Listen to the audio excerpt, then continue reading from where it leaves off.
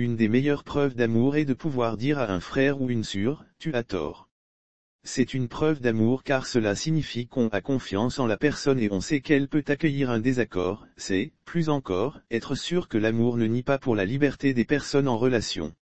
C'est pourquoi nous ne pouvons pas nous empêcher de féliciter le responsable de l'Église des Assemblées de Dieu d'avoir exprimé son désaccord à propos de l'exigence d'un pass vaccinal à l'entrée des lieux de culte à compter du 3 décembre 2021. C'est assez rare sur la scène politique togolaise pour que cela soit relevé. La logique du non est aussi une logique chrétienne.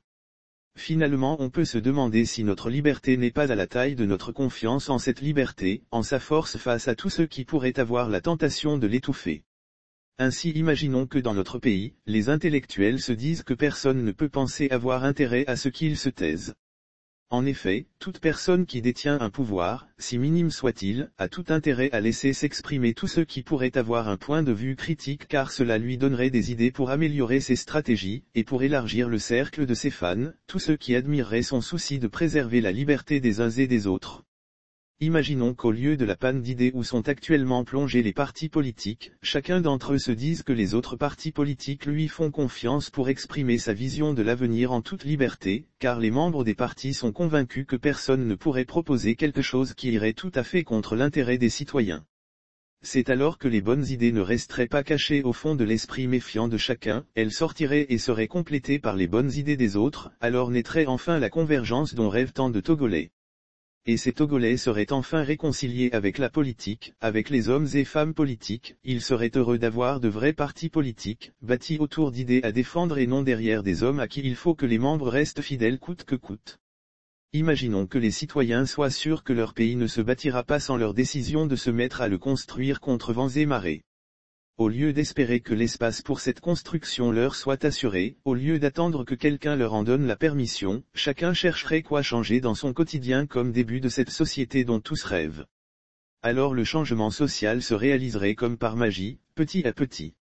Un jour on s'apercevrait que les citoyens se donnent la liberté de s'exprimer à propos de leur vie dans leur quartier ou leur village, de donner leur opinion à propos de l'école qu'ils aimeraient pour leurs enfants, de protester contre les attentes trop longues, à la banque, à l'hôpital, contre l'inconfort dans les transports en commun, de discuter les uns avec les autres en toute liberté sans autocensure et dans le respect mutuel. Les citoyens découvriraient alors que les espaces de liberté sont plus importants qu'ils ne le croyaient mais surtout qu'ils ont donné réalité et force à leur liberté en les exerçant. L'espace public se construit par ces échanges et la vie sociale, mais plus encore ces échanges construisent et renforcent le lien d'appartenance citoyenne. Vous ne croyez pas que cela pourrait arriver? Pourquoi? Parce que cela procède de l'imagination. Mais savez-vous que rien d'important ne peut se réaliser sans imagination? Dans le domaine scientifique, qu'on pense si rigoureux, les plus grandes inventions, les plus grandes découvertes résultent de ce que quelqu'un a laissé son imagination le porter au-delà de ce qui est habituel. L'imagination est la faculté qui permet à l'être humain d'anticiper, d'inventer, d'être créatif. Imaginons que ce soit la Terre qui tourne autour du Soleil. Alors des choses inexplicables auparavant se mettent en relation, s'articulent etc.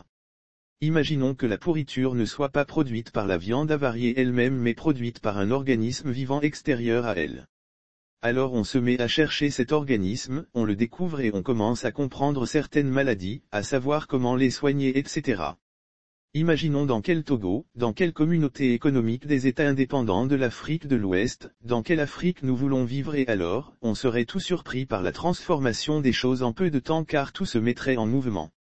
Un Togo libre et prospère est possible, une communauté économique des États indépendants de l'Afrique de l'Ouest, qui a fêté les 20 ans de sa Cour de justice, peut enfin réaliser son vrai projet d'intégration politique et économique, une Afrique qui ne cesse de crier au panafricanisme est concrètement possible. Pour faire advenir ce qui n'existe pas encore, nous n'avons que, comme force, l'imagination. Voici ce que Kamana écrivait à ce sujet, dans l'imaginaire mondial, le doute sur nos capacités à être des vrais êtres humains surgit dans certains esprits.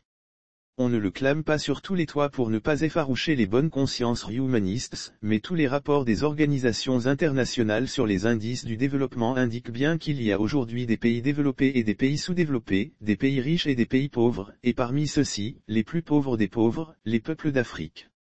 En français courant, tout cela veut simplement dire qu'il y a des peuples supérieurs et des peuples inférieurs.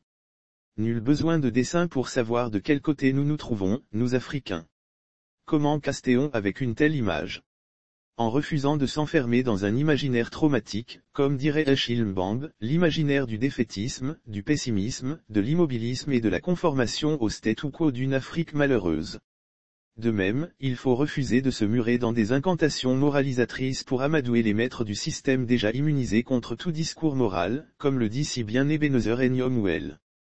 Le chemin, c'est avant tout le travail sur notre propre imaginaire qu'il faut déformater et reformater selon un nouveau principe, celui qui commence à prendre corps dans les esprits de tous les altermondialistes. Un autre monde est possible, une autre Afrique est possible. Ce principe est un principe de foi, fondamentalement parlant. La foi qui peut déplacer les montagnes, qui peut transformer les esprits et changer radicalement l'Afrique et le monde. L'Afrique, notre projet, repenser l'imaginaire africain, presse de l'Université évangélique du Cameroun, 2012, voilà ce qui nous est proposé aujourd'hui, travailler sur notre imaginaire. Comment? En ne prenant pas le présent comme une fatalité immuable, en refusant ces phrases que beaucoup d'entre nous prononcent, il n'y a plus rien à faire, ça ne changera jamais, après tant d'années de lutte. Que pourrions-nous encore inventer? Ils sont trop forts, les autorités gouvernementales, les riches, les occidentaux, etc. En fait, ce qui nous est demandé, c'est de laisser aller notre imagination, aller dans les moindres détails de cette société de justice, d'égalité, de vérité que nous appelons de tous nos vues en nous disant qu'elle est de l'ordre du possible et du réalisable. Alors nous détecterons dans notre présent, les petits signes, les petits germes de cette société que nous allons travailler à faire grandir et nous devenons ainsi des acteurs de la transformation du quotidien. En particulier, pour ce qui nous concerne, les citoyens, ne voyons-nous pas qu'elle est en train de passer derrière nous, cette société où les partis politiques décidaient de tout, les citoyens n'ayant plus qu'à les suivre? Ne sentons-nous pas que sans les citoyens organisés il n'y aura aucune innovation dans le quotidien des Togolais, des Africains? L'engagement citoyen est le chemin qui nous permet de passer du possible au réalisé. Avez-vous remarqué comment nous sommes inventifs pour trouver les moyens de nous en sortir malgré notre extrême pauvreté? La force de l'imagination est donc de notre côté. Croyons et accrochons-nous à elle, le changement est en marche.